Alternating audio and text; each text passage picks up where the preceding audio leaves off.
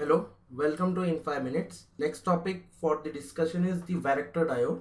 What is the basic meaning? The word varactor is it offers the change in the value of the capacitance. Hence, it is called as variable capacitance or varactor diode. Now, how it is done? Varactor diode is considered to be a special type of diode by definition because of its unique property to offer variable capacitance. So from the symbol, what you can see is you have a diode, then after that you have a symbol like a capacitor. You can have variable capacitance, so it can be shown as varactor diode.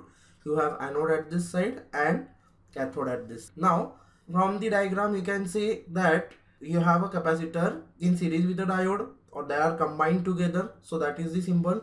Now how the capacitance varies with the PN junction diode, that is the main working of the varactor diode. Now coming to the next part is you can see a PN junction diode over here. You have p-type semiconductor material, n-type semiconductor material joined together, so that forms a PN junction diode. So in the diagram it is a PN junction diode. At the equilibrium, what you can see, it has depletion region. So when you divide it into two parts, you have depletion region on either of the two sides which have immobile ions present over there. So this is the depletion region. Now when you reverse bias the PN junction diode, that is p type is connected to the negative terminal and n type is connected to the positive terminal. Now why it behaves as an capacitance, why you have this symbol of capacitance in the varactor diode? By definition, what is a capacitor? It basically consists of two plates. One has positive charge, another has negative charge. So when you have this type of effect of positive and negative charge, the effect generates a capacitive charge, or you can say a capacitance.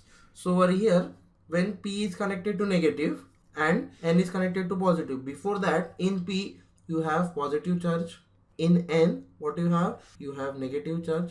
So it forms, P type forms one plate of the capacitor and N side forms one plate of the capacitor. Now for the formation of capacitor you require a dielectric medium. So the depletion region over here acts as an dielectric medium. P type acts as one of the plate of the capacitor, N type acts as one of the plate of the capacitor. This is how the capacitive effect is generated. Now how to control the value of capacitance? This is the basic working, how it is converted to capacitor. This I have shown you. Now if P is connected to negative terminal and N is connected to positive terminal, then what happens? You can see here initial depletion width without the supply connected, that means this is without biasing, you can say, or very low value of reverse bias, and this is with reverse bias apply. Now what you can see, capacitance and the distance between the plates are inversely proportional. You know the formula epsilon A by D. From this formula I am using the relation between capacitance and the distance between the plates. You can say the capacitance and the distance between the plates are inversely proportional. So initially when lower bias is applied, then the distance between the plates is smaller, hence you have larger value of capacitance. As the reverse bias voltage increases, that is P side connected to negative, N side connected to positive, as the reverse bias voltage increases, the depletion width increases, that is this width increases. As the width increases, what you can say, the area of dielectric part increases, and what you can say, distance between the plate decreases. When D decreases, your capacitance, what you have, the distance between the plate increases because the dielectric area increases, so P and N go far away, so the distance between the plate increases, which implies that the capacitance will decrease. So as long as you have the smaller distance between the plates, you will have higher value of capacitance. As the distance between the plate increases, the value of capacitance decreases. This is the basic working of the varactor diode. Now coming to the characteristics. Now when you look at the characteristics of the varactor diode, as your reverse bias voltage is decreasing, that means the distance between the plates is decreasing, so your capacitance is increasing.